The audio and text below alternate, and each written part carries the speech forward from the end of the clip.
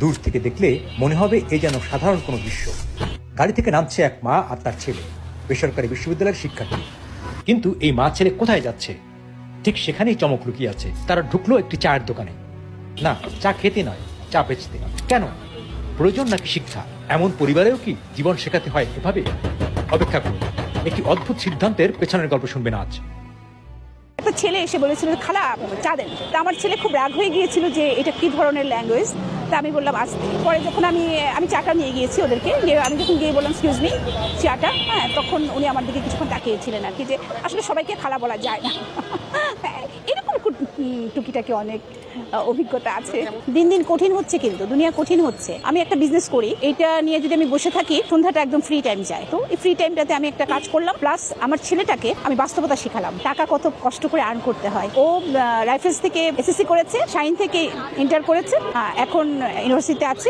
আমি ঢাকা ইউনিভার্সিটিতে মাস্টার্স করেছি। কারণ চাটা একটা আর্ট। আমি মনে করি একটা ভালো চা খেলে মানুষ ফুরফুরা হয়ে যায়, এটা একটা আর্ট। সেজন্য আমি চাটাকে বেছে নিয়েছি। আর চা এমন একটা জিনিস খেতেই হবে, রোদ হোক বৃষ্টি হোক যেটাই হোক, চা মানুষ খাবে। সেজন্য এটাকে আমি বেছে নিয়েছি। এছাড়াও আমার অনেক প্রোডাক্ট আছে। ও প্রথমে বলেছিল যে আমি টিউশনি করি, তো আমি চিন্তা করলাম যে টিউশনি করার চেয়ে ওকে সেলফ ডিপেন্ডেন্ট করা উচিত আমার, যেহেতু আমি সিঙ্গেল মাদার। সো এই জন্য আমি চাচ্ছিলাম যে আমি যে কোনো মুহূর্তে আমি চলে যেতেও পারি। সেই জন্য ওকে জাস্ট আমি দাঁড় করিয়ে দিতে চাচ্ছি, যে কখনো যদি চাকরি পেতে দেরি হয় দেন সে যেন একটা কিছু শুরু করতে পারে।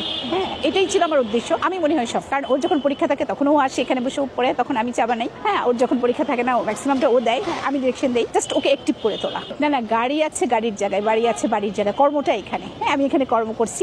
আর গাড়ি থাকতেই পারে, কিন্তু তাই বলে যে আমি কাজ করবো না তা তো হয় না। অনেকে সমালোচনা করেছে যে গাড়ি দিয়ে চা বেচতে আসে। আমি এসব কেয়ার করি না কখনো। পাঁচের লোকে কিছু বলে এটা আমি করি না, কারণ ওকে শেখাতে হবে যে গাড়ি থেকে নেমেও তুমি রাস্তা ঝাড়ু দিতে পারো, কারণ এটা তোমার কাজ। হ্যাঁ, কাজকে সম্মান করতে শিখো, তুমি নিজেই সম্মান করতে শিখো, মানুষকে বোঝাও। ও ইংলিশে অনার্স করছে, যে ইংলিশে অনার্স করে একটা ছেলেও চা বিক্রি করতে পারে। হ্যাঁ, মাস্টার্স করে একটা মাও চা বিক্রি করতে পারে। আমি কিন্তু একটা বিজনেস করি, তাই বলি যে আমি রাস্তার পাশে কিছু করতে পারবো না তা কিন্তু না। পরিবারের লোকজন আসলে আমার স্বাধীনতার উপরে কখনোই হাত দেয়নি। আলহামদুলিল্লাহ ভালো আছি।